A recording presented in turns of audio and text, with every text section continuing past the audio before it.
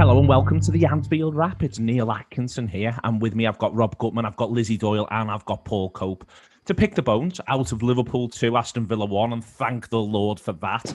But also to look ahead to Real Madrid as well. And we will talk about the video assistant referee and the process to an extent during this as well, because I think it's good to talk about these things after you've won, so nobody can feel as though it's excuses or sour grapes.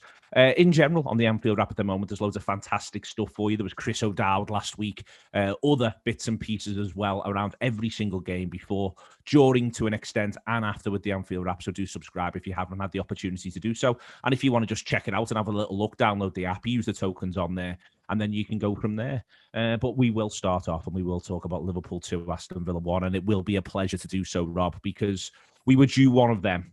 And what a one of them it was from Trent Alexander-Arnold. It's an unbelievable effort. The video angles that have done the rounds everywhere I can see on how it hits the back of the net make it look as though it was a magical achievement. Of course, what's happening is footballers are moving all over the place, and effectively Arnold finds the corner, and he brings so much relief, so much joy to Liverpudlian hearts all over the world. Yeah, you just said it all. I'm not really sure what I can add. I mean, it was, I just think your life sort of flashes before you a bit in games like that. Do you know what I mean? With 10 minutes to go, with Rafi getting angrier, Danny wanting to get off from life, I'm starting to realise I've got a manager's job to do. I always ended up with that. And I'm going, do you know what? Oh, point's not bad. That's not that bad. A point's not that bad. In fact, I did an overview show with you, Liz, and everyone was predicting a point versus Villa. Do you remember that? I was one of them. Villa's a banana skin. I think I was the only one who thought we might win it, 2 weeks ago. So I'm going, come on, we didn't all think we beat Arsenal, and we didn't think Chelsea would lose. So if you think about it in that context, and they're just sitting there silently fuming, and then he scores, and you go, oh, fuck it, that's a lot better than a point. That's a shitload better than a point. It was wonderful, to the extent that, normally, I've been so used to watching Liverpool and turning the TV off and then not engaging in any football until I turn the TV on again for Liverpool, for next Liverpool. I went, should we watch a bit of Chelsea Palace, shall we? Cheeky Chelsea. Oh, it's a lovely... Do you know what? Quietly, that's one of my greatest pleasures in life, is when Liverpool win, it then allows me to then watch a game I don't give that much of a shit about afterwards. It's wonderful. It was wonderful. Everything's right in the world. There. Everything is right in the world. It's one, Lizzie, where... this season, and I think it's important to say at times they've been undone by the clock. So when Liverpool have had massive adversity, and I'm thinking about the derby at Goodison, I'm thinking about the Brighton penalty late on, it's not like the lads have got times to roll the sleeves up and then deal with it. But also at times later in the season when they've had massive adversity, they haven't dealt with it that well. I'm thinking there about Leicester. I'm thinking about the times they've gone behind. In this game, Liverpool do suffer a piece of massive adversity. They're the better side for a period. It's a really soft goal. And then that's almost compounded by the VAR. I almost felt 2-0 down going in at half-time. But they did overcome it in the end. They have a big second half. They're not even necessarily brilliant, but they hang in the game. They scrap. And they overcome that adversity, possibly for the first time this season. I think the adversity is a lot bigger than what you're saying as well. It's not just the game that presents them with adversity. They're going into... a game at Anfield we haven't played in over a month or something like that. The last time we played was Fulham. We were off the back of a horrendous run. We'd only scored one goal at Anfield all year. That hoodoo was on them. That pressure was on them, as well as the in-game adversity that you're talking about. So I think there was a whole load of things that were going on. And obviously, coming off the back of a result like Madrid, where we played so poorly, they had that in the back of their minds as well. They had to rectify that. And they've done so well with it, like they really did. And there was a point, naturally, because of the way that things have gone, when Ollie Watkins scored, that I just went, oh, here we go again. And then when the VAR gets chalked off, I went, here we go again, because I thought, I've seen this too many times at Anfield this season, and I'm doing them a disservice. I hold my hands up, but I thought going in at half time with that VAR goal being chalked off, going 1-0 down, like you say, being the better team, I was thinking, can they overcome this? Can they get over that psychological barrier that they've been fighting all season? And I thought maybe not, because I hadn't seen it. However, they done it, and it come as no surprise to me that it was Mo Salah with the equaliser as well. And even like Bobby Firmino with the VAR, the one that gets chalked off, like his finish is great. And I think like almost if that was Sadio Mane or Mo Salah that that wouldn't have been in the back of the net, because sort of the coolness and the calmness, there was just a different air about them. I thought they were playing with confidence. They were playing with almost what seemed like fresh legs. They just looked a little bit less tired than what they did against Madrid. And they were up for it. And I think, like, as the second half went on, I started to realise, okay, like, whatever gets thrown at them, I think they're going to be able to deal with. And like I say, what a way to deal with it. It was nice to have a win in that fashion. I think I love a bit of a last minute winner as well. Well, we all love a last minute winner, Paul, but I think what I was finding, difficult to process was the extent to which they had been the better side before the Watkins goal. They do go and get themselves the equaliser, and it does get chalked off. And I think that in general for them, that's something which I think has been happening a little bit in these Anfield defeats, with a couple of quite massive examples against Everton and Manchester City. I would sort of venture in there, where they were just abject against Everton, and Manchester City were just superior to them over the course of the 90 minutes, although they did have a really good spell before half-time against City. But that was the bit that was just sort of driving me mad. You got the impression it was almost an absolute two massive deflations. You felt you were waiting for a Liverpool goal to come. Watkins scores. I was begging for half time, and then they grab a great equaliser, and then all of a sudden that gets taken from them. And you can imagine in that changing room at half time, some of them will have been angry, some of them will have been on the knees, but they managed to come out and be coherent. Yeah, and I feel like this sort of builds on what Lizzie's just been saying. I don't think you can underestimate or understate just how big that win is, given everything you've all been saying. Like, we've watched time and again in that run as things like this have happened, where you've done all right. Like, no one's trying to kid ourselves that we're the same Liverpool we were 12 months ago, but we're good, we're dominant, we should be ahead. You've got that when Salah misses that chance, the 1-on-1, and he just slips it wide. That's the moment I'm thinking, are we going to look back at that one? Because you get your nose head in this game. We score in the first half, which we're just not doing. And it changes everything. You don't get that one, which is your main chance. You're coming close with others.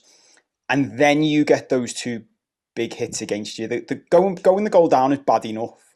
But the VAR thing, in the weeks that have gone before, they've destroyed us.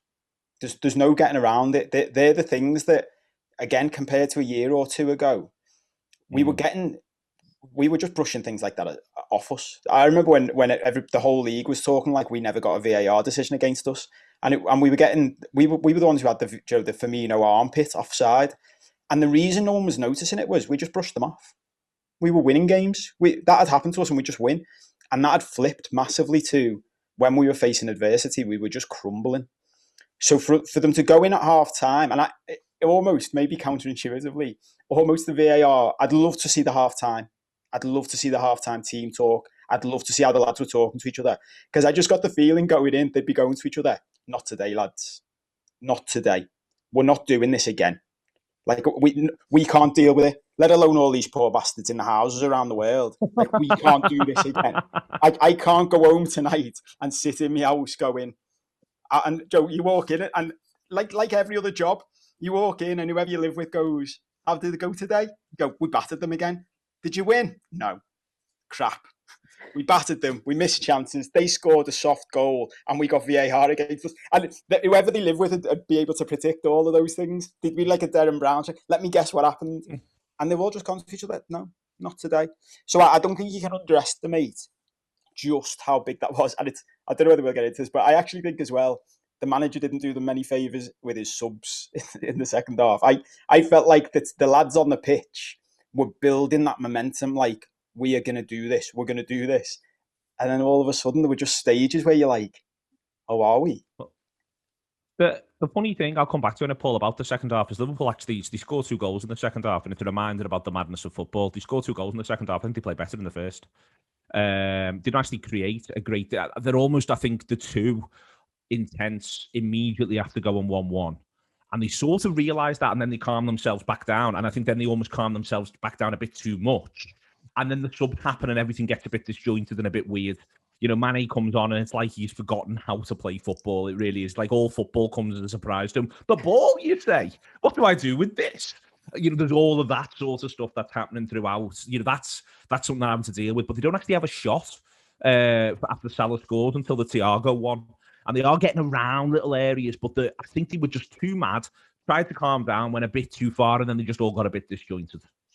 Yeah, and I think the 2 goals show you just what we're capable of when we just keep our heads and play football the way we can play football. Yeah, two really good goals, really good goals. The winner, I mean, I'm sure we'll talk about the winner in more detail. The winner's brilliant in way more ways than I've even seen any analysis on TV. But I'm with you. The rest in between, compared to the first half, we just weren't as good. I'll talk about the sub now. I think the Mane sub's insane. I think it's insane in the context of the game and in the context of we know what Sadio's been like lately. If we talk about like the Sean Rodgers stuff and when we do the review of I Think I Know, Sadio Mane used to be, if we're bringing him off the bench, I know what's going to happen next. We were very much in the realms of I hope with that substitution. And especially because Bobby was playing so well. Like he was such a big part of what we were doing in that first half. So to take him off, I mean, at that point I was like, this is the all guns blazing sub. That's what this is now. Let's have Fabinho and Thiago sitting, and let's have all 4 of them, and say to Sadio, go and be mental, mate. Just go and be your absolute most mental self. Don't worry about anything. But instead, we took off Bobby and said to Sadio, do you know what Bobby's been doing? We need you to do that and be mental. And it's like, mate, have you watched me recently? This is not for me. In the goal, the winner, Rob, what Paul just talks about there is the thing that Liverpool are very old Liverpool. I mean, Liverpool of a few months ago. I don't mean Liverpool of, 1983, though there are aspects that are similar, where they realise that they've got Villa pending and in crisis and they just keep them there. Thiago's involvement in the whole of that move is terrific. It's effectively what we bought. We get to see it all there. And at that point, he is the deepest of the midfielders as well because Fabinho has gone to centre-half. And you can see there that all of a sudden Villa, they've got 8 men in the penalty area. They can't get out. They've got no coherent way of getting out. And a lot of footballers make a lot of very good choices. Yeah, there was the challenge there was against a low block, wasn't it? It was the quintessential test that they were very, very deep.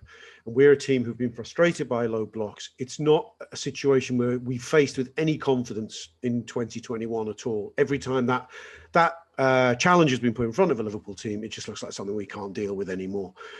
But funnily enough, once we set to them, the problem is we didn't really get to besiege that goal until that last 5, because Villa reacted after 1-1. You play well, Villa. It's strange, actually, the way they played after 1-1. They were a strange combination of a team that reacted well and decided, no, not today for us. Are we just going to become part of Liverpool's comeback story?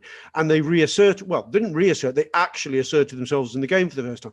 But they combined doing that with being like fucking 1984 Wimbledon, rolling around, looking for free kicks. I mean, who's the lad who went off injured in the end? And I really clapped when he went off gleefully. But Trezeguet, but he semi-faked it first with his roll off. He was off the pitch and he rolls himself back on to waste time. I was fuming with that. And that idiot referee was buying all of that crap. So there were a strange paradox of wanting it and yet wanting the draw. So in a sense, I think they very much got what they deserved, Villa. I'm not full of praise for them. And I think they were incredibly passive for an hour or for 55 minutes, incredibly passive and incredibly lucky to be in front. The interesting thing was, They in that passivity, Liverpool for the first time in this calendar year, in that first half, in that first 55 minutes, were properly not in their own heads, and I thought we were really quite good. I think you said in the aftermatch yesterday, if you just transpose that into last season, that's a solid Liverpool first half in there where things don't necessarily go your way. We take, there's never a check back inside. Do you know what I mean? We're always bold. We always take a chance with that decision.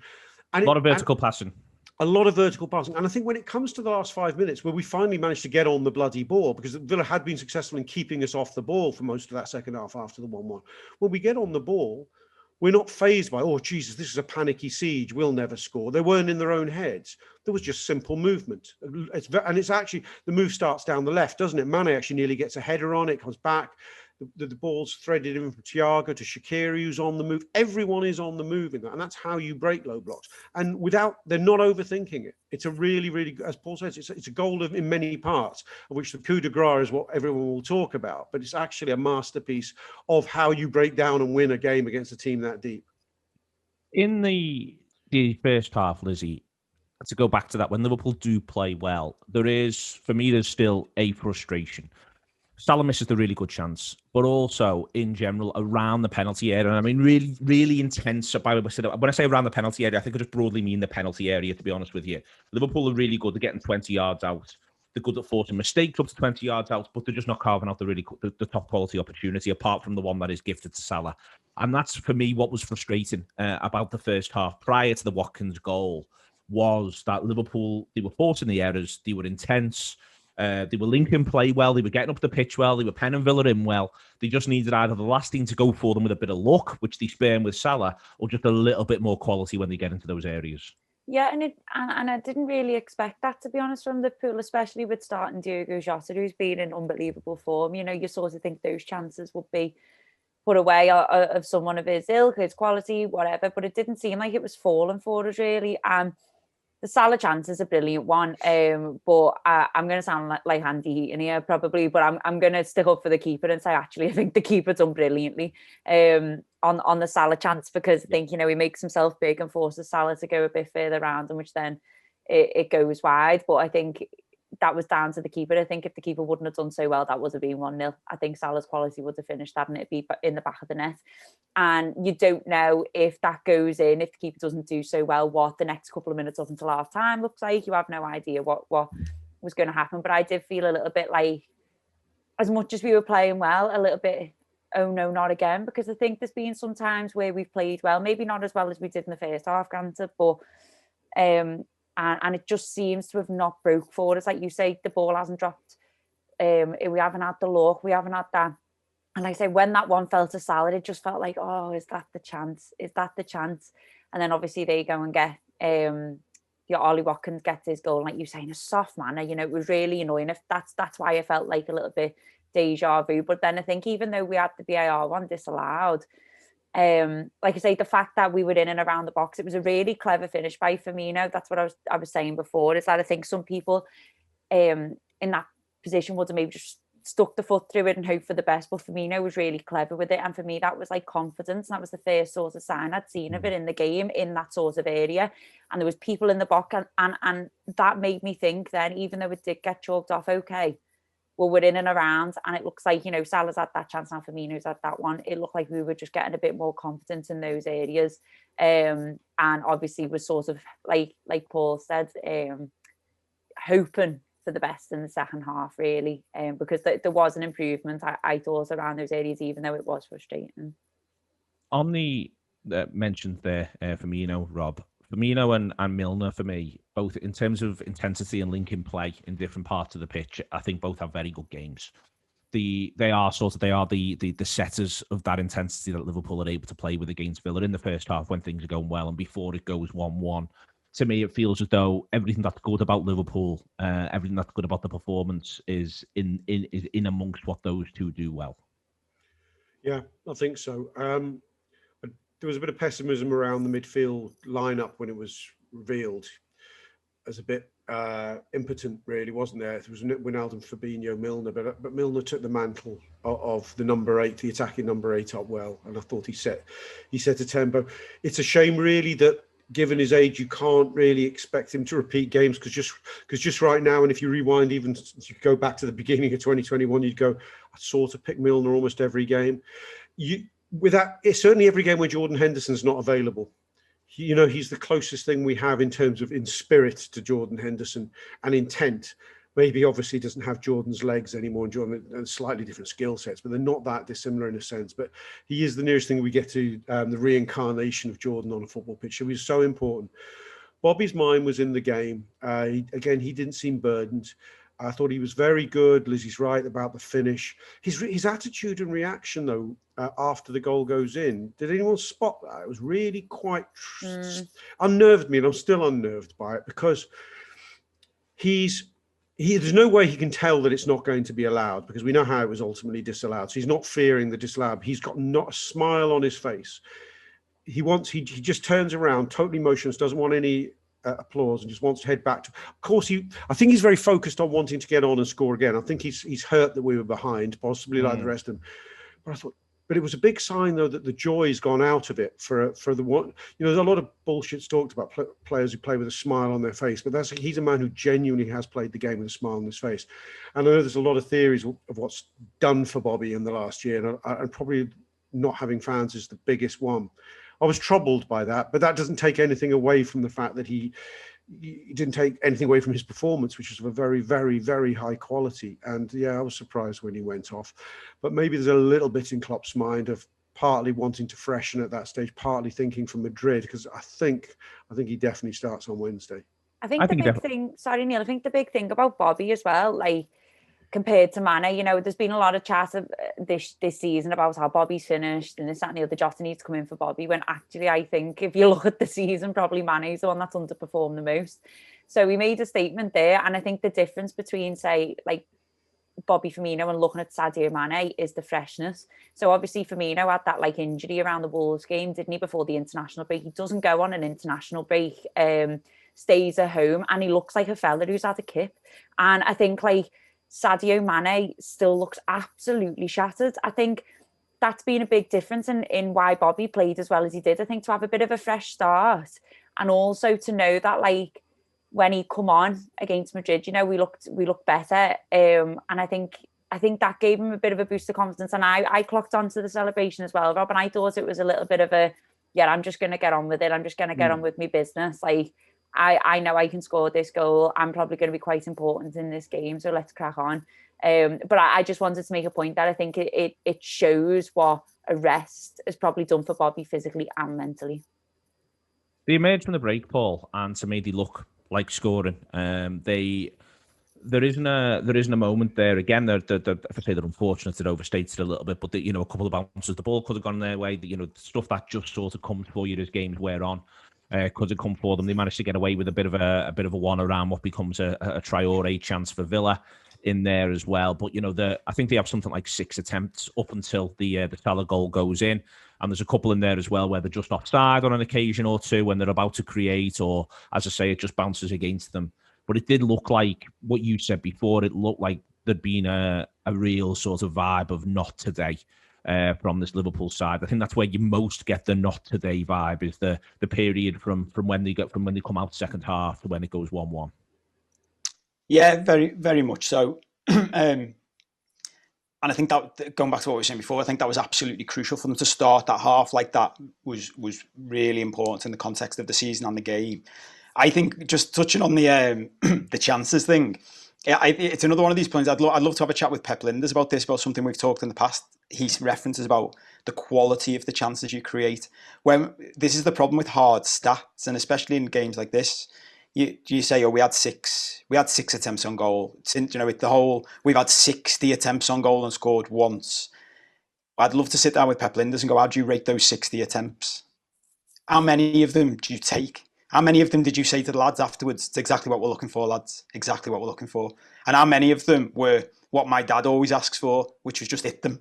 Just have a shot. Just have a shot. All my dad ever says, why don't they just have a shot? And I'm like, I'd hate to watch a football team coached by you, because it would just be horrible. Just be watching Frank Lampard on loop for your whole life. And then people going, they scored 20 goals. Like, yeah, they had 300 shots.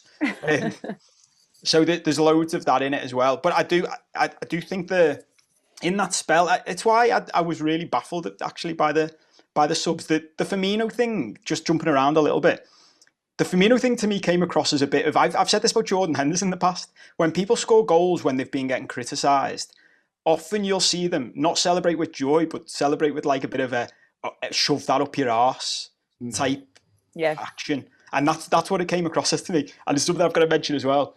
One of the reasons I'm gutted that goal got disallowed was I might have even been Carragher on Sky said he mishit it.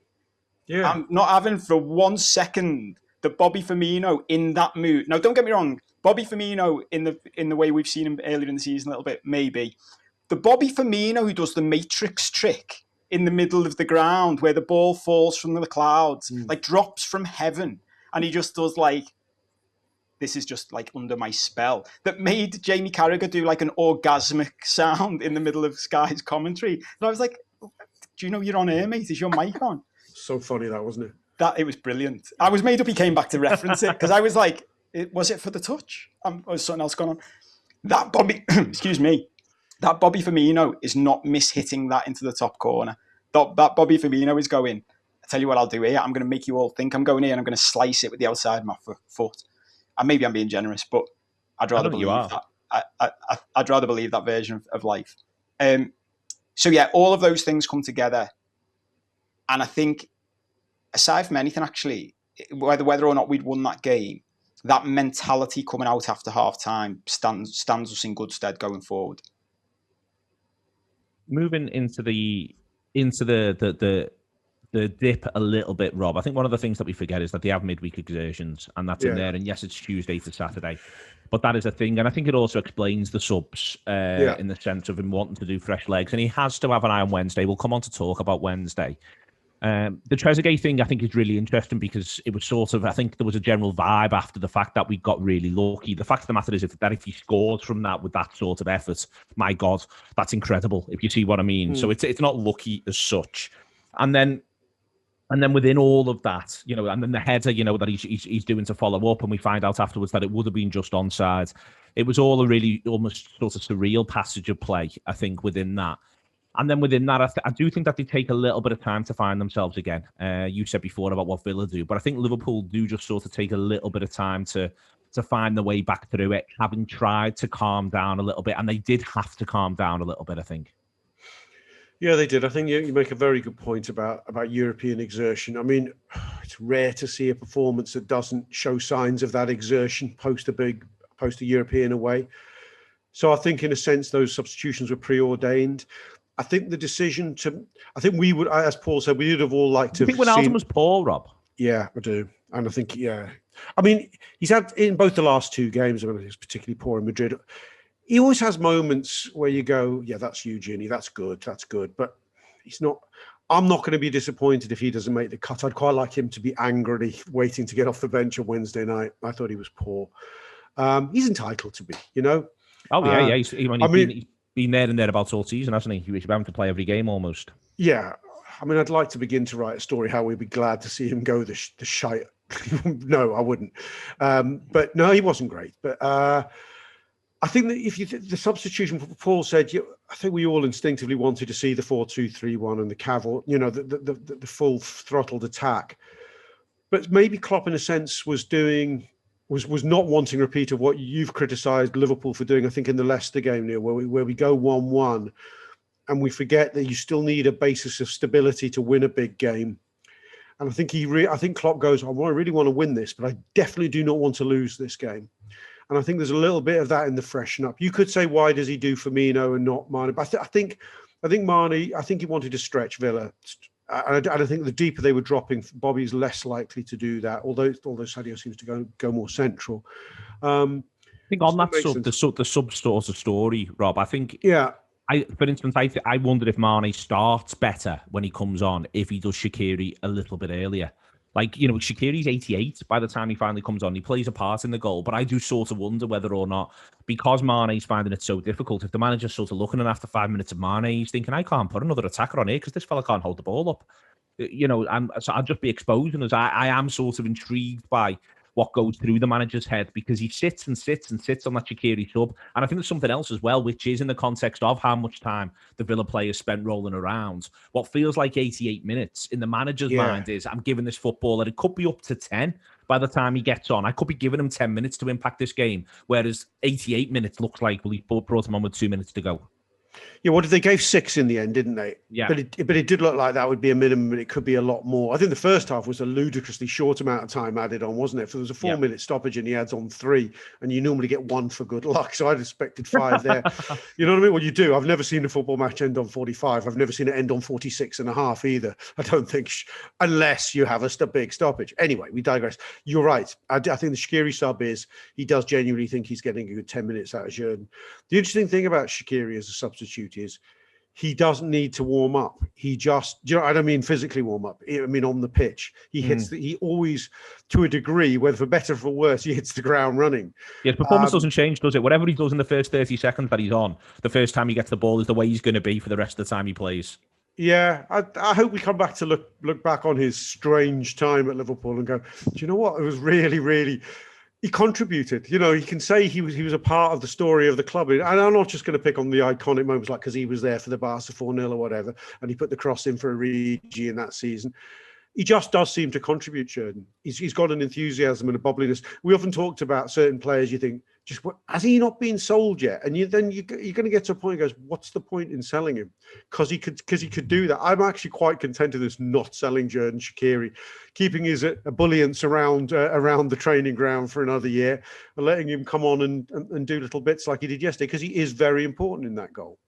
He's important in that goal. Just to sort of sum it all up, Lizzie, before we talk about the video assistant referee question, within all of this, Robertson has an excellent game. I think he has an excellent full 90. I think Kabak, it's a shame around the goal in that he gets a really good foot on it. It just drops to their lads, and he's maybe a little bit slow to react with what comes next. But I think he plays relatively well. You get to see the strengths and weaknesses of Phillips, and I think we're very well versed in all of them. And obviously Arnold scores.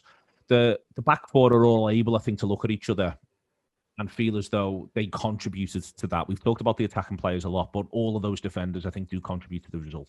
Yeah, they did. And there was an instance, I can't remember where it was, where, Trent sort of, he tracked back quite quickly and cleared. I can't remember where it was, but it made me go like, well in, because that's clearly what you're being criticised for, is your lack of, I don't know, defensive ability and stuff like that, when actually, I don't know why all of a sudden this is a shock to people that Trent Alexander-Arnold is not Gary Neville, and that he's there to do really nice things, like score that goal in the last minute. So the fact that he played a bit better, he had a little bit of rough and tough, didn't he, with Trezeguet throughout. No bad thing. I think it probably helped a little bit. But no, I thought the back four played well. I think Andy Robertson was brilliant. I think he was absolutely outstanding. And with Robertson, he's never bad, but he's always consistent, isn't he? He's never terrible.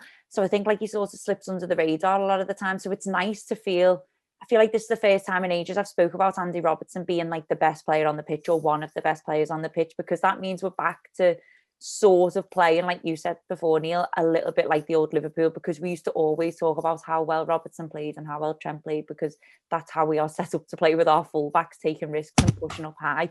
And, Andy Robertson's involved in the goals, and that's what he wants to be involved in. I feel like we've not really seen a lot of that from them, and I think obviously that's down to our centre half situations. But I think what I was really pleased to see yesterday was trust.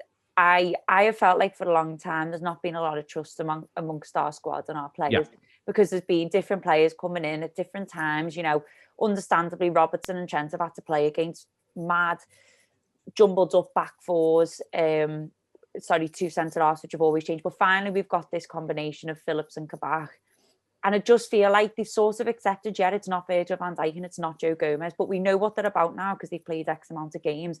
I know when I can take risks and what I can't. And they just seem to understand each other. And I think yesterday they sort of just went screw it, let's just have a go. And I think that was a really big thing for me in terms of the whole play, is that they started to trust one another, rather than overcompensating for one another, if that makes sense. And I think that was, I'm talking about this in terms of Andy Robertson, because I think that was sort of highlighted in his performance with how far up the pitch he was getting and the fact he was able to contribute to the goals yesterday. And that's fair, Paul, just to sort of sum that up and some of the talk about the whole game in and of itself with Robertson there. I think he is able to contribute and to support in a way, I think it possibly helps him a little bit that he's the side that Kabak is on and not the side that Phillips is on. He maybe feels as though he's got a tiny bit more license there. But this was out without Mane. Often Mane, you feel as though the pair of them are in tandem. I think he linked well with Jota when the opportunity was there. But just in general, you felt as though he was a really constant presence in Liverpool's attack, while simultaneously never being part of leaving the back door open. Yeah, I don't think you can underestimate how good a footballer he is. He might, in a squad of legends now because of what they've done, he might be my favourite because of everything he represents. I just think he's... It's funny how much talk there is around Trent, actually. And even in the past, when when they were both brilliant, there was always seemed to be more focus on Trent. It's funny with the whole Trent conversation. I think when he was great, it was probably talked about too much. And now I'm honestly baffled by the Trent's gone crap conversation. I'm like, has he?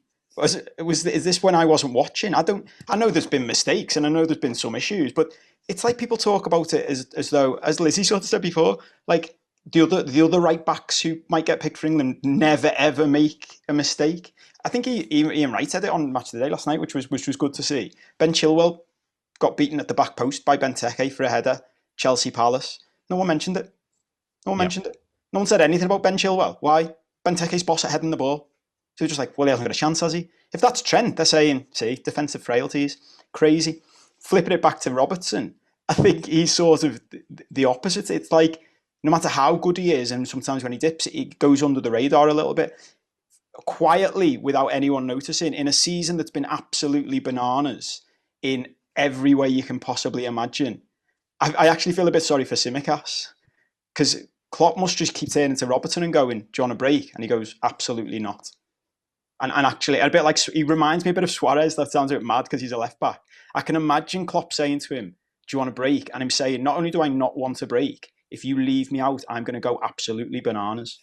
Like I'm gonna kick off. I'm gonna smash the door of your office down. Never ever. Do you know when people say about knocking on the door? I'll smash it down. Do not leave me out. Do not leave me out for him. Do not. If you leave me out for him, that's us done. And that comes across in everything. He mentioned a couple of weeks ago, which I liked, the fact that without Virgil there, without Henderson there, there's more responsibility on him in a captain type role. Never gets the armband, but as a captain.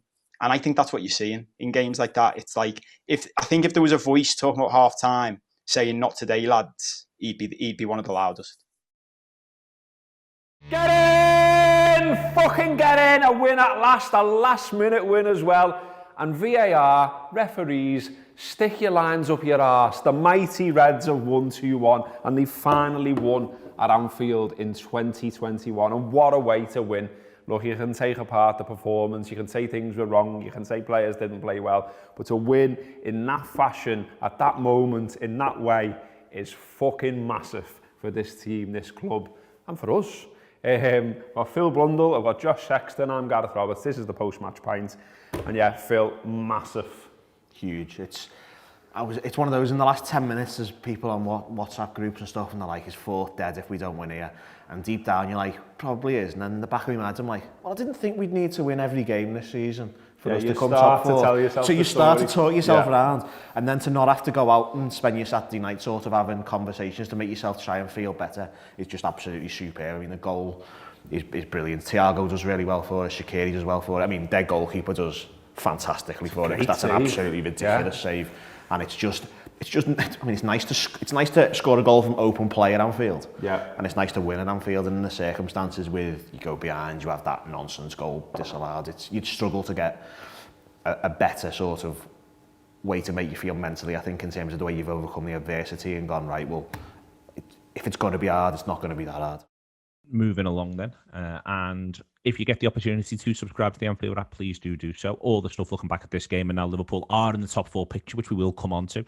Also, obviously, all the build-up to Real Madrid on Wednesday night, a massive game. We'll come on and talk about that in a minute. But on the Anfield Wrap, there'll be video, there'll be audio, everything you need looking ahead to that one against Real Madrid on Wednesday night. Leeds then on Monday, and then Newcastle on Saturday. It is worth pointing out that this is the first time Liverpool have won 3 consecutive league games since September. And it's the first time this season you can take any run of 5 games, drop a blanket over any 5 you care to mention. And trust me, I've done this in the league. Any 5 you want to have a little look at and see that Liverpool have won 4 of them. It is the first time that has been the case all the way through this campaign. Liverpool are making a push towards top 4. We'll talk about that in a minute. But before we talk about that, before we talk about Real Madrid, Rob, we've got to talk about the video assistant referee. And the reason why I constantly use video assistant referee is to make it clear that it's humans who are involved in this, because I think that part of the way in which it gets talked about on, not just exclusively, I don't want to feel like we've got a problem with them, on things like Sky, is that you end up taking, and I think Jamie Carragher is actually very good at making it clear that it is people who are doing it, but elsewhere it always feels like it's a robot, an eye in the sky, something which is entirely done by technology. For me, this is the implementation and the incident by incident implementation, so the overarching plan and the incident by incident stuff is a series of decisions. If people don't follow Dale Johnson on Twitter and want to talk and think about video assistant refereeing, you should do. He's a qualified referee, Dale. We've had him on the Anfield Wrap. He's been on the courses. He's looked at the information. He's looked at what they put out. He listens to what everybody says. And he was very interested around the contentious offside in the Wolves versus Fulham game. And then, obviously, that has a knock-on effect to the Liverpool game. And Rob, ultimately, one of the things that Dale said, which I thought was really interesting, to be frank, was the idea that the video assistant can decide the tech isn't needed and give the goal. But once he starts getting the lines out, we're in the realm of the lines. And I think that that's a really important nuanced point here, that there's both a league-wide decision and then a case-by-case decision that we are going to get the lines out. It hadn't occurred to anyone that Diogo Jota was offside. It isn't even as though Diogo Jota scores the goal. There's a lot of football in the period between that. But somebody decides, I've got to get the lines out here. And I think that this is where the video technology has got a massive problem. It isn't with the word video. It isn't with the word technology. It's with the human beings. I mean, geez, where do you start? So we'll start. A lot of it's to do with the applicability. I mean, one thing that's fried my brain with it has been when you see a situation which might have been offside, you go, "Oh, are we offside there?" You go, "Whatever you do, don't let the ball go out, because then they can have a look at it." You almost think if for another 20 seconds we done that move, did a bit more on that move before putting the ball in the net, they wouldn't have been able to go back that far. And it seems to me, and maybe Dale will clarify this, almost entirely arbitrary as to how far, how many seconds you can go back, how many kicks of the football you can go back. That's bizarre, frankly. But within that as well, I mean, Dale makes a point in that Twitter thread you're referring to about how it's not so much the rules themselves that are wrong. But what he doesn't go on to say, which I think many of the rules weren't designed to have the forensic view on them that we're now forced to have.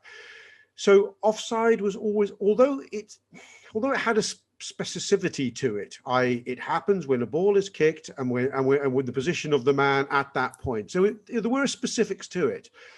It was never designed to be viewed through a microscope. It was meant to be a sense of both, because you were never ever going to get the moment a ball was kicked purely, and you were never going to. The precision wasn't ever possible. So you had to get a sense of it.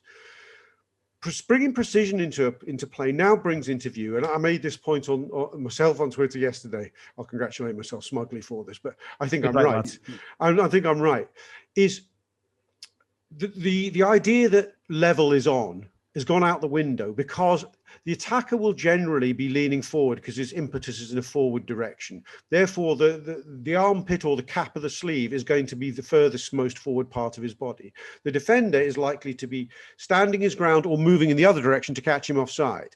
So what was once level could now have a span of 2 arms, virtually. It could be almost 2 meters, 1.5 meters. It can be clear cut. I mean, obviously it's microscopic here. So it's gone. The concept of level has gone because of the way we're applying the technology. So the rule, if you want to continue with the technology, you do have to keep looking at the rules. It's the same with penalties. They were designed for you to judge in real time. Did it impact on a player to restrict him scoring a goal? Well, if you freeze it and you take it frame by frame, any kind of contact could look a penalty. And once you decide that seems, but then we go the other extreme and go, well, it can't be every contact. So then we let things like Harry Maguire's go, because it can't be every contact. I'm talking about the one where he puts both arms around a defender's neck against Chelsea. Yeah. And you go, why not? Just because it can't. And so everybody's tying themselves up in knots, human beings, but most importantly. So this is why, Rob, just to come back to you first before I bring Lizzie in and then Paul, this is why, for me, there is no need. I keep saying the way I do it would be to make it time limited, i.e. if you can't decide that it's a clear and obvious error within 30 seconds, if you can't say with certainty there's been a clear and obvious error made within 30 seconds, and therefore it's not clear and obvious, so therefore there's not been an error made, and on we go. And I'm sort of all right with that. But that would be my sort of conclusion. That's why I think the decision to start, and ultimately, one of the things that irritates me is I think if Roberto Firmino scores that goal in the Champions League, it's given, and we're all kicking off within 30 seconds. And I think that, to me, this is where there's a decision that's being made that is a little bit separate to to the idea of a conversation even about the rules. My worry on the rules thing is you just end up drawing the lines in different places if you've still got fastidious jobs worth bell ends doing it. My problem here is with the fastidious jobs worth bell ends. And this is my point, is that you managed to give, and I don't want to be mean about referees just for the sake of it, even the ones who were bald. What I want to sort of say here, though, is there is a thing that I almost feel a little bit like a little bit of what's happened in the Premier League and maybe in some other leagues, is the referees have gone, oh, you want to bring the technology into you? All right, watch this, we'll use it. We'll absolutely use it. You want to watch us use it? We're going to use it. And we're going to really use it. And I feel as though there's a real element of someone who's pissed off about the job you're asking them to do. So they do the job to the absolute limit, as if to say, so what, you want to tell us that it's not being good enough? You want to tell that to me? And that's what I think I'm watching here. I am watching, I think, a really petty process that is taking the opportunity as well with no one in the ground. I think that's in the thought process too, to really, really say, well, we'll do this. If you want us to do this, we'll do this, but watch. Yeah, because you doubted us. And it also brings, look, we do have a bias against referees because we've watched them for so long. There is a certain mindset in refereeing. It's not all refs, but a fucking lot of them. There feels like a kind of puritanical killjoyness to the whole enterprise. Well, you know, it's in the job description, quite frankly. We are seeing, I remember one of my first experiences of VAR in a football ground was when, I think, Mo Salah's goal is allowed against Porto away. Is it Salah's goal? Yeah. Against Porto away. It's initially ruled out by a linesman's flag. And he looked a mile off. And he looked a mile off, and the VAR gave the goal. And I went, this is all right. No, not just obviously because it was us and it was in that moment, but it was also the idea that what I thought about the technology is it'll give the penalties that have been denied us and other teams. It'll bring more. It'll stop silly goals that have been chalked off for arbitrary offsides being chalked off. So it'll bring the good news in football. The thing we're all in it for is the goals. And obviously we wouldn't like to get them to make the goal twice as big to make there be more goals. But generally we can all do with 10% more goals in our lives, right? That's not a bad thing to wish for, you know, like world peace, that we can all be a bit happier. But what VAR's done, and okay, maybe Dale will do the stats on this, but I'm not seeing goals getting allowed that were just clearly flag was like we saw in Porto that night. I'm not seeing goals which go, well, that's never a goal. And the VAR goes, I think you'll find it fucking well was. That's in part, though, isn't it, Rob? Because what they're being told to do is not to put the flag up. So in the offside thing, it's almost a bit of an unfair test. So they're not putting the flag up, the ball goes in the back of the net. I mean, there was the one that everyone kicked off about, can't remember which two teams. It might actually have involved Villa. It did involve Villa. Villa scored. The liner put his flag up, and then the VAR checked it and said, no, that is defo offside. And it looked dead tight, but it was off. And the liner put his flag up in real time, and everyone was livid with the video assistant referee, whereas the fella on the ground there gave it as well, you know. And I think that's a little bit of the problem, is that they're being told to let it play, and so they don't put the flag up. And then what happens is everyone says, well, it's not as if the video assistant referee on offsides is allowing any of them. You're right. It is. Look, at the end of the day, thinking logically again about it, it is all to do with perception. And the reason the perception becomes a problem is because of the delay.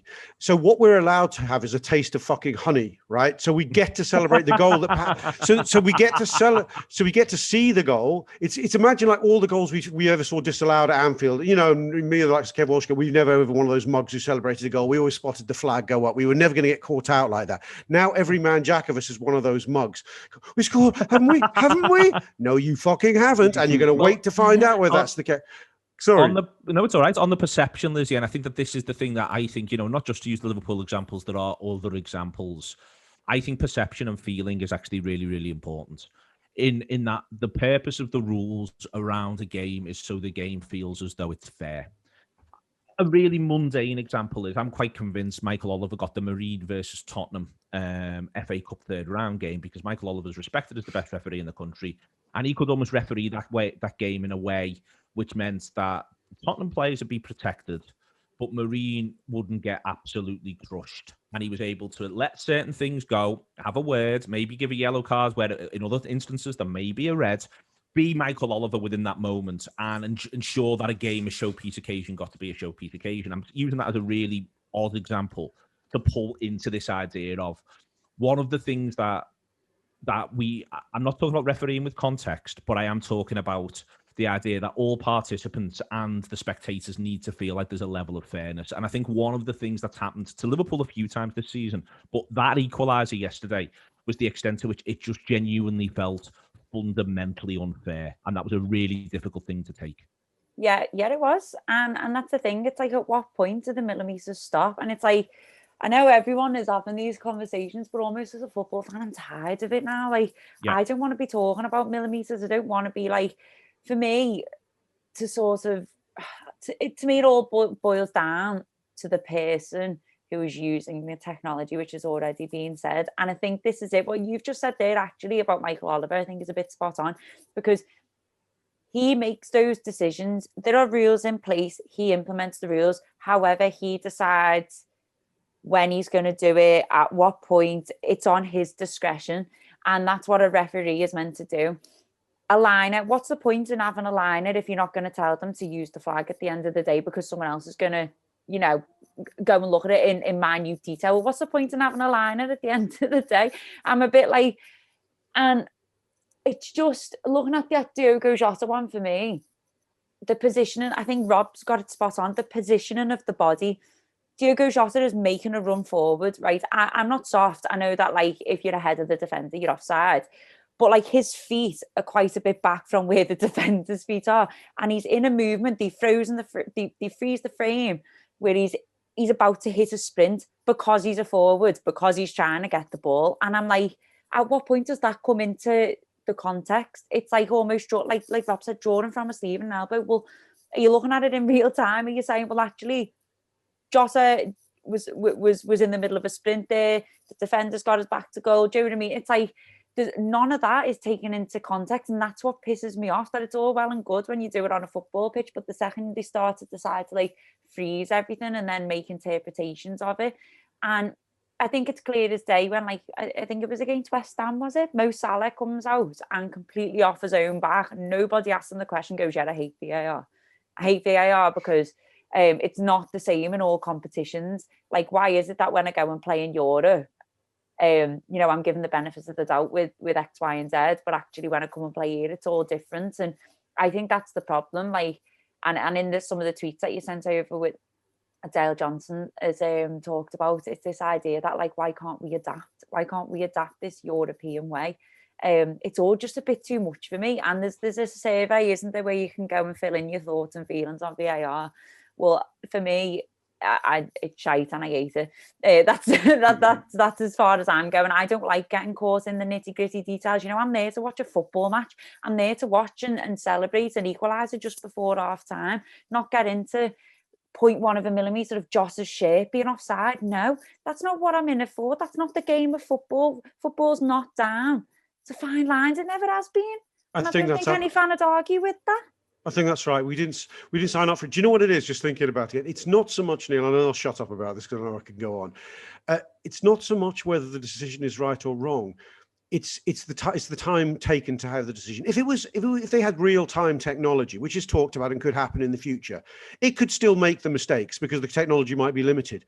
But we'd abide by it because there'd be a drawing of a line and go, oh no, the robot referee has called it instantly offside. He's got greater technology than the human referee or whatever. But even if we look at it afterwards with Jamie Carragher in the studio, the fucking robot got it wrong again, right? It wouldn't matter because in the moment in the game, nothing would be taken away. There wouldn't be that sense of a taste of honey. Do you know what I mean? And I know it sounds like a glib way to describe the whole thing, but I do think it's important because we wouldn't then have all that shite that Lizzie's describing that none of us signed up for. I'm a bit caught between everyone here because I'm like Lizzie. I'm very much just bored of the whole thing. And also going back to what Rob and Neil started off with, I could talk about it for hours as well because there's so many elements to this and that's why it's such a mess. That even going back to what Neil was saying about the humans involved, well, even if they're not doing it purposefully, from a psychological perspective, there's so much subconsciously going on in all of this. It made me laugh the other day just as like a bit of light relief from this. Did you all see the Bellingham goal that was disallowed against City? Yeah. Like, it just really entertained me that the ref in that match just went, nah, VAR can fuck off. I'm blowing the whistle now. And then no one else is getting involved in my decision. All he had to do was wait 2 seconds and let the process evolve. And he was like, nope, that was a conscious decision To go, absolutely not. I'm the referee. You are not getting involved in this. I think it's a foul, and I can manipulate this entire system just by blowing the whistle at this moment. I can change your reality. I can change everything. I mean, that in itself is bizarre that we can do that.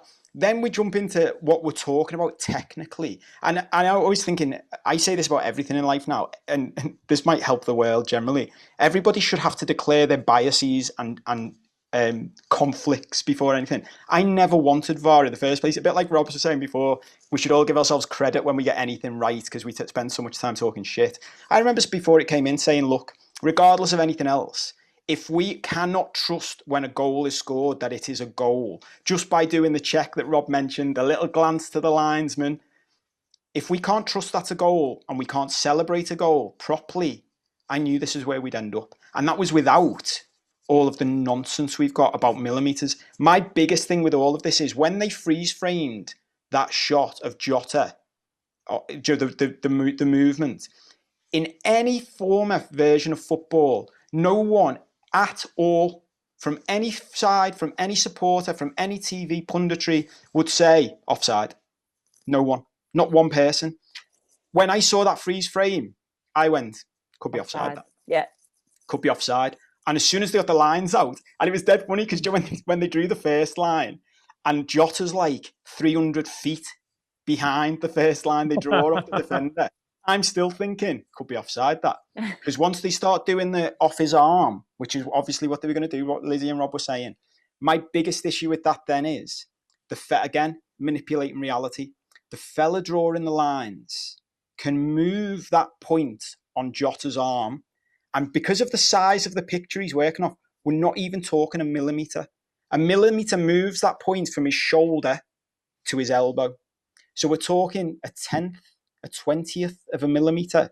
And if he moves it, he decides in that moment whether Jota's on or offside. It's absolutely ludicrous that that's where he doesn't have to get the lines out. And I think this is an important point. He doesn't have to do it. He could just look at it and go, well, he's onside. There's a thing, I think Robbo tweeted this after the game. Aren't they being told to get the lines out, Neil? That's the thing. So that's my biggest thing on different instructions. So in Europe, I don't think they're being instructed that they have to do that for every offside. If they look at it and it doesn't need it, they get to go absolutely fine. And this is what I mean about the instructions. I think they've just looked at that and gone, but it needs someone therefore to push all the way through. And then that's a league by league decision. But even there, it could well be that I would love to know what would happen if the video assistant referee in Stockley Park I'd looked at it and gone, yeah, it's onside. On we go. What's going to happen? It's not going to be an inquiry afterwards, is that it wasn't as though the Villa players were going to be lined up. Well, isn't it? I think Robert tweeted, is it the Eredivisie that's just gone? Nah. They've allowed we're not following your rules. We're doing a margin of error. Like if you look at it, basically almost like if we have to start, the rule is going back to we did it. I enjoyed those last summer doing the sit down and in detail go through stuff about football. If you did what's the solution? Well, even if the rule was, this is just off the top of my head, the rule was we have to get the lines out and start doing it. As soon as that moment happens, you go, it's onside then. Or you go with the linesman's decision. I think that's important, Paul. We can't just start saying it's onside. I think you've got to go with the because if the liner thought it was on, it was on. But if the liner thought it was off, it was off. And that's my point. My point here is I don't think this should just be about. I think this is what I come back to the feelings thing. It has to feel fair at the end of the day. And if on pitch the liner's gone offside, and then you look at it and you go, well, it's a bit touch and go in either direction, then it should obviously be, well, the liner felt in real time he was the one who was doing the job offside. And I think that's until there is a definite answer that everyone can get behind Rob's robot in the sky, then I'd rather have the idea of, well, we check it, and if whatever the fella on the pitch thought, if it's really marginal, then we just go with like in cricket, it's umpire's call. You just go with the liner thought this, so we go with that, and the liner in that instance did not think there was even the slightest problem, because if he did, when Jota gets to the goal line and holds it up, I reckon he would have put his flag up then and gone, he was offside. To be honest with you, exactly. And I'm broadly with that, and I think most people would be broadly with it. So what's the issue? I've gone. I would say full. I'm not going to say full 360 on VAR, because I love the idea that technology can improve the quality of decision making, but it cannot remove what you've said, Paul, which is the poetry of the momentum of a ball hitting the net should be allowed to be celebrated. That is the moment at which what's going on the field and what's going on off the field with the fan in the ground or watching on TV is united. But now, last season wasn't such a problem, but we've had such a spate of VARs against us now. I am incapable of celebrating a goal. But just on that, Rob, I think that's that just a terrible tragedy for me and everyone. But no, so what I think where the point ends up is, as Paul said, though, if, for instance, so the one yesterday's a good example, the Wolves one's a good example, that ultimately, if the liner puts his flag up and then everyone looks at it, the ball goes in the back of the net, the liner then puts his flag up and says, to be honest with you, it was offside back there, and then the camera looks at it and goes, it's dead tight, everyone goes, well, it's with the liner. But you get to get that immediacy there, because you can look straight away at a still photo and go, that's dead tight. And then you get to go, well, what did the liner say? The liner said that, well, then that's the decision.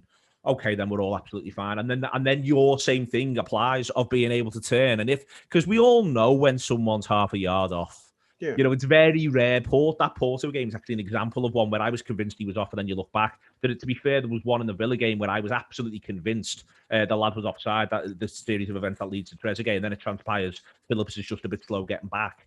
And again, that one could have just been looked over. It's the second where the liner gets to, as soon as he showed me that video, I went, might have been wrong there, because it's obvious. Anyway, I want to move on quick, Lizzie, and do two more things. We've got to look ahead to Real Madrid, but before then, the Chelsea get a good win yesterday, but as we sit here and talk, it's prior to West Ham United playing Leicester.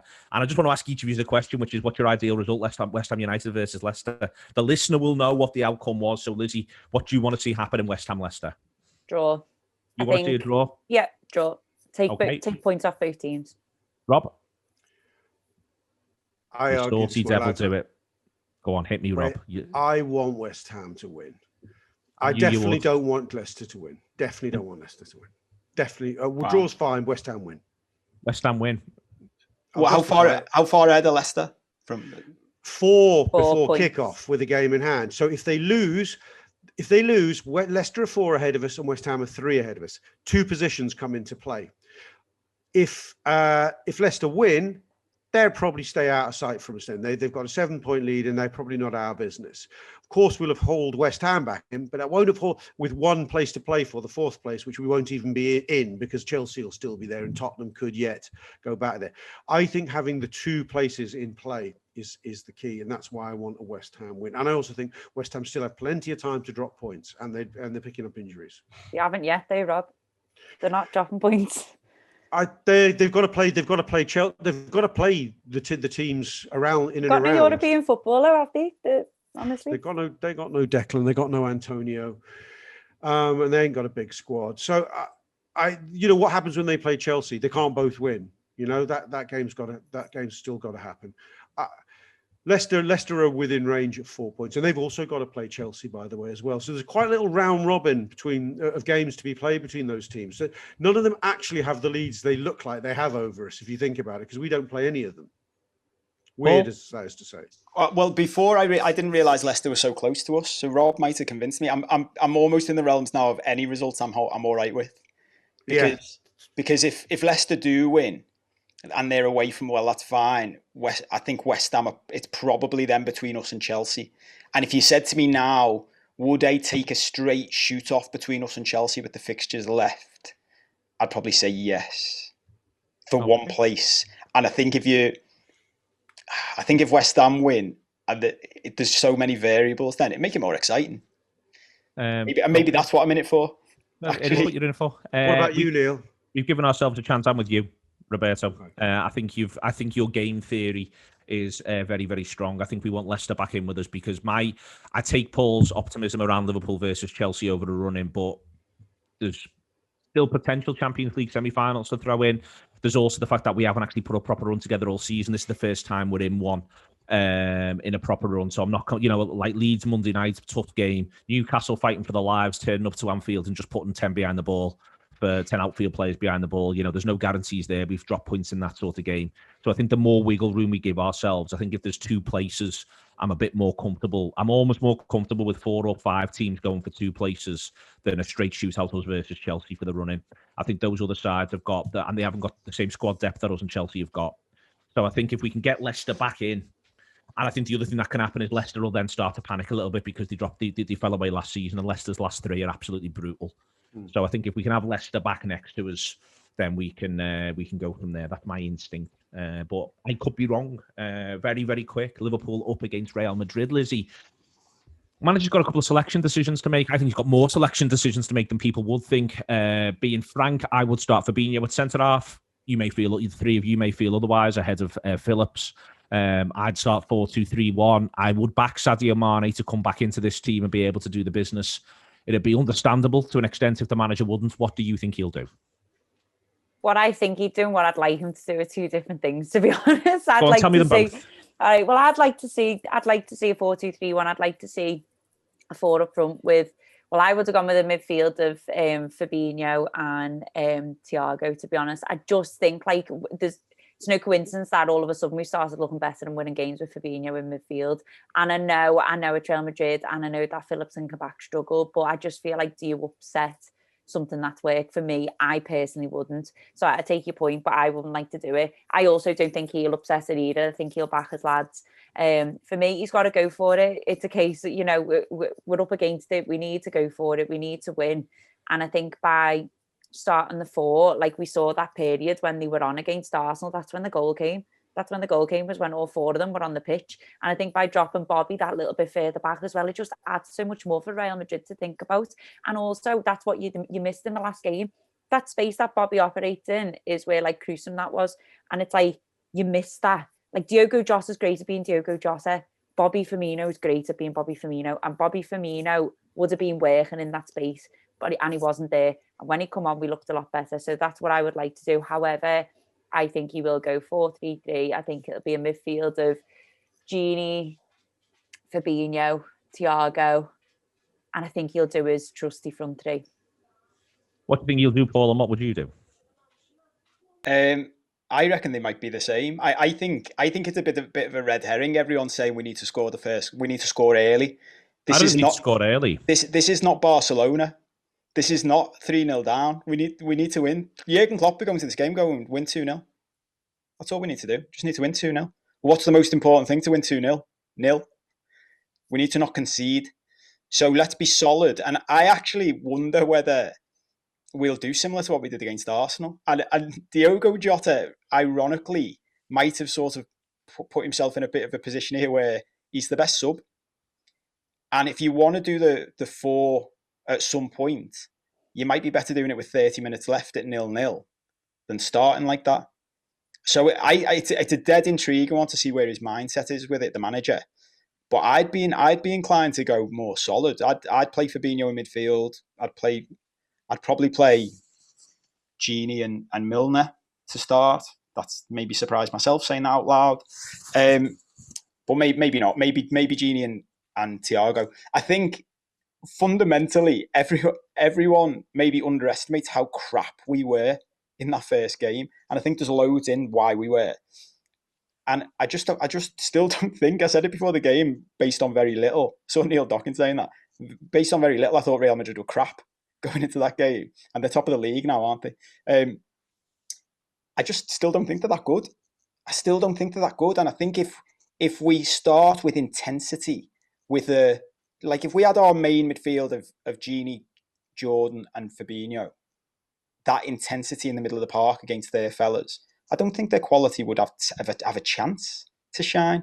So that's what I'd do. I'd go solid. I'd go 4-3-3. I'd keep the centre-backs and I'd keep Jota as a let's break glass and go 4 up front with half an hour left. Rob? I'm broadly the same. Yeah, I would stay solid, and I definitely would want Jota. I'd start with Bobby. I'd try and harness that little bit of form he's shown. I think Jota as the surprise weapon off them, not the very surprise, but Jota's impact off the bench. My dilemma would be as to whether I'd go Thiago and Fabinho in midfield, whether I'd pick Gini or Milner alongside them. Milner depends on what their sports science people say as to how much intensity is. I do think we need an intense start. Even if it doesn't yield a goal, we need to make Real realise they're in a very, very different football match in the first 20 minutes. I think I'd want them to say Milner looks absolutely ready to go again. I'd go with him, and I'd love the idea that Gini and Thiago and Jota could come and change the game later on. Okay, excellent stuff indeed. Thank you very much to Rob, to Paul and to Lizzie. Massive game Wednesday night. Do download the app, do subscribe if you haven't already. It is the Anfield Wrap. It's a pleasure to be with you, and it's great to do this after the Liverpool win, and it's even better to do it after an injury time winner. See you later.